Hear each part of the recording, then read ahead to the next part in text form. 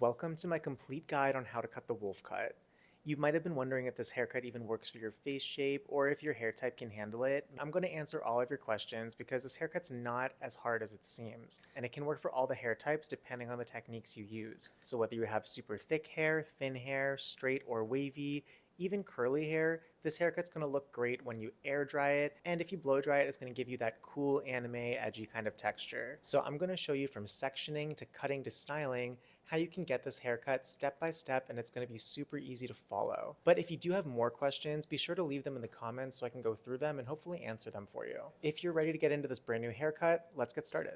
Here's the before. We're starting with naturally wavy hair texture that has a medium density and some grown out layers. So if that's you, you're the perfect candidate for this haircut. Let's start with sectioning. Split the hair down the middle all the way to the back. Then split the front from the back. This is going to give you 4 quadrants and is a standard sectioning pattern for hairstylists. Once you have your quadrants, separate the back from the nape. To cut the nape, we're going to start with a vertical subsection down the center of the head. This is the first guide, so we've got to cut a clean line to follow. We're going to elevate the hair to 90 degrees, which basically means hold the section straight out from the head. Now, you're going to cut a layer that moves from short to long.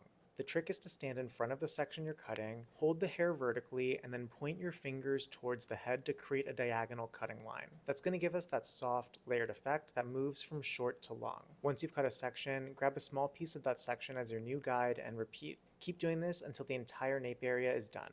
Now we'll move on to the back section. For this part, we're creating a new guide in the center back of the head. Start by using the top of the nape section as your length guide. Pull each section out to 90 degrees and cut a line that leaves volume to the top. This means point your fingers away from the head. Take another section, comb it back to that guide, and connect the two. This technique is called over-direction to a stationary guide. And now all of the sections following will be pulled back to that center guide. What this does is it creates a shape that's shorter in the back and gradually gets longer to the front. You can use this method for other haircuts, like A-line bobs or side tails.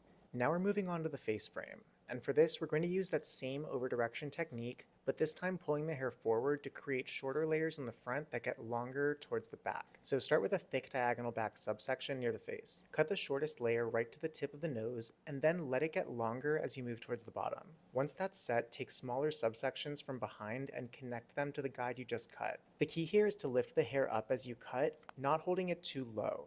Lifting the hair higher creates softer layers. This is called elevation, and it's one of the reasons why you see stylists lift the hair high for long layers. The higher the elevation, the softer the layers will look when they dry. Before we start drying, make sure you've got your favorite products in the hair. I'm using a light texturizing mist from Kenra Pro, and this gives hold without making the hair stiff or crunchy. As you dry, you'll start to see the shape come to life. There's volume at the crown with soft layers that flow and frame the face nicely. Now here's when we can really transform the hair with texturizing. This is where we personalize the cut using slicing or point cutting techniques to remove any bulk and create movement. So look for any blunt lines and point cut them away.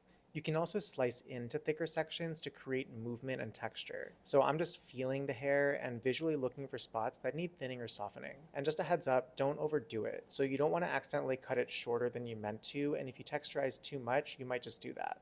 For styling, I love Kenra Platinum Silkening Gloss and Dry Texture Spray. This combo gives a soft, fluffy look and a lot of volume. And that's it. It's a flawless wolf cut with texture and movement. The style is kind of edgy, but can also be customized to work with your unique hair type. If you have a rounder face and you want to customize the layers, add a little bit more to kind of frame around the cheekbone down towards the jaw, or extend the face framing layers to go past the jaw so that it gives you a lengthening look. I hope this tutorial helped you feel confident about cutting a wolf cut. If you learned something new, drop a comment below and let me know what other haircuts you want to see next. Don't forget to follow me on Instagram and TikTok @MyGuiltyCrown for even more tips and tricks you can use. And thanks for watching. I'll see you in the next video.